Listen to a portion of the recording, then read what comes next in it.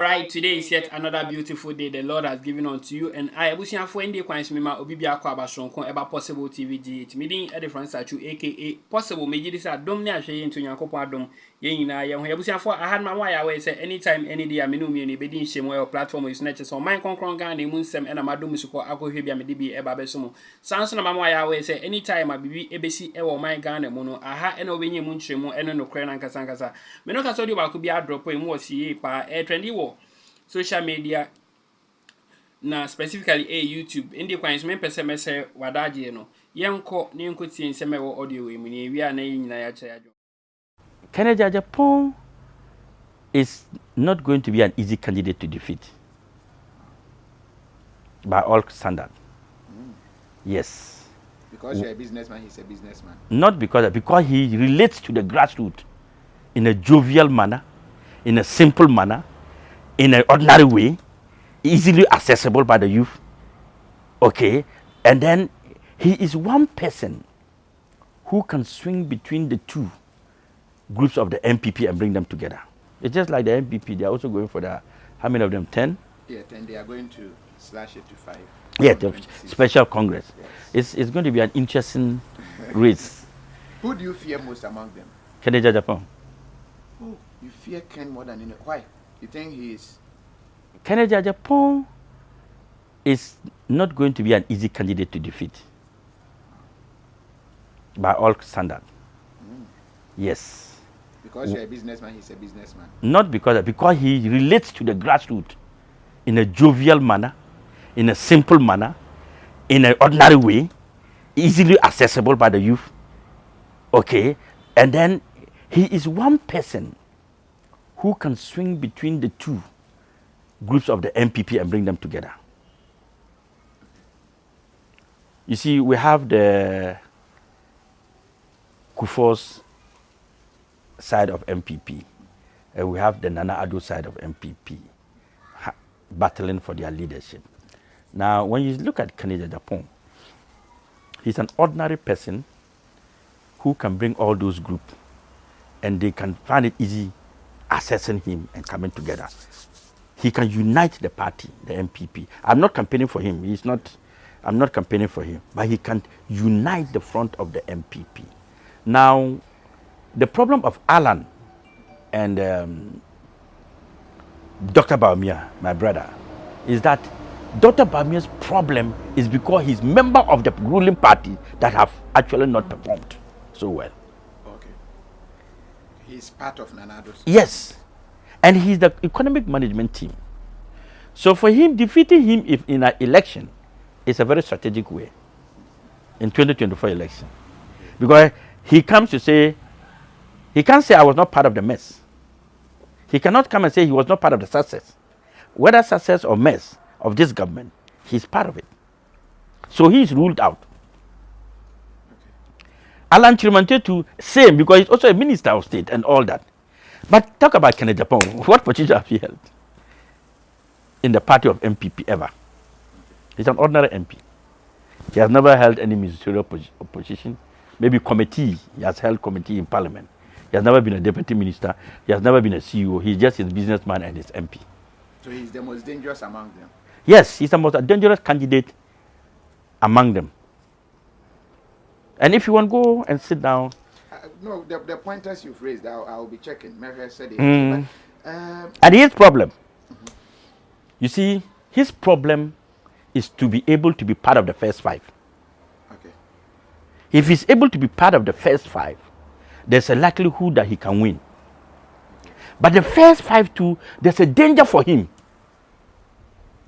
You see, the first people who are going to vote are 990 something to 1,000. They are the ones who are going to contest in the Super Delegate Congress. And those people are the executive, the MPs, the DCEs, the regional chairman, the former members. They are not in favor of Kennedy. That team. Okay. That team are not the team that wants Kennedy to lead them.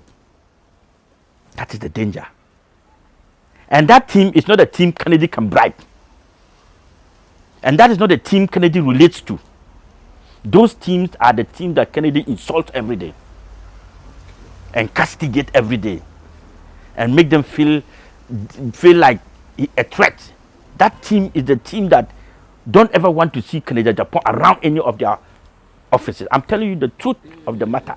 That's why I say, as for Ahassan Ayariga, I speak what I think. I don't speak for anybody. But when I'm coming out, I come out the way I want you to reason with me. So Kennedy Agyapong's danger is to cross the 5. But his easiest aspect, it's after crossing the 5. It's easy for him. Okay, that is when a lot will be voting. When the 3,000 plus will be voting. Okay. That is easy for him. Because he will get the grassroots who relates to him. Who he's, you know, Kennedy Agyapong, you see, people say we joke. But jokes is part of some kind of feeling for people. When you smile and joke with people, it shows love. But we don't know that. We think that politicians must be very serious. No. But your brother would have been good as well. Which one? Dr. Bawumia, from the same region. Yeah, but Bawumia's, I've told you Bawumia's problem. Bawumia's problem is that the failure of this government, the incompetent level of this government, makes it very difficult for Bawumia to be able to win 2024 elections. You are using the same word he used, incompetent, for him. No, but that's the only description we can use to show the level of. No, he was the one using incompetent. But today it has turned, the balls have turned now. Because you see, they say when you want to know how good the person is, give him power, and how wicked it is, give him power. If you want to know that somebody is good or wicked, give the person power. And you see the arrogance and the wickedness and the incompetent level of that person. But when he doesn't have power, he talks anyhow. Yes, but when you give him power, you see it. You see, when a poor man has no money, he's a friend to everybody. But when you want to know the attitude of a poor man, make him rich.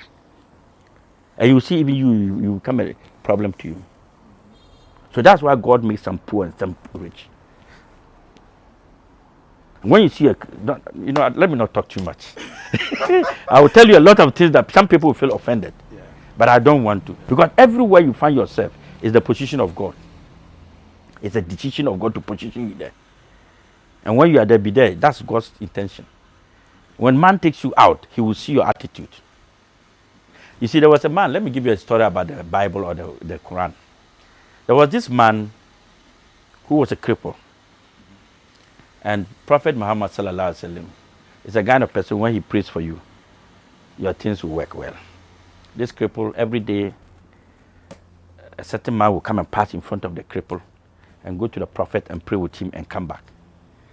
So every time the man will greet him, and when he's going, he give him water. When he's coming back, he say, "Oh, take water and drink." And this crippled man is the one doing that. So one day the man went to the Prophet and said, "Prophet, there is this cripple every day. When I pass in front of him, he will give me water, he will greet me, and then I will come. When I'm passing again, he will give me water to drink.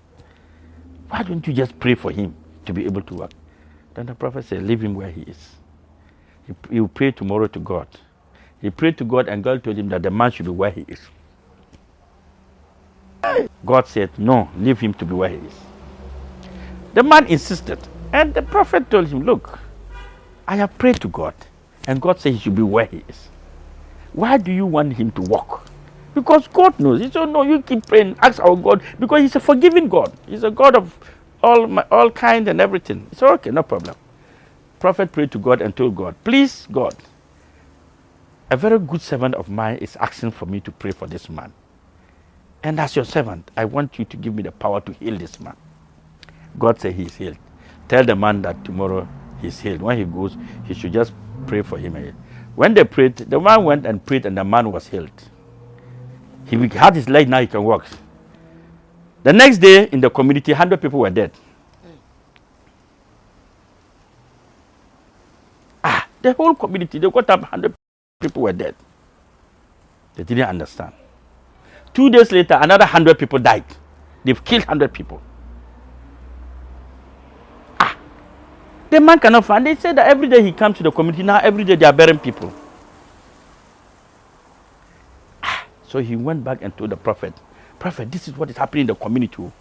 That man, I don't see him anymore, but every day people are dying.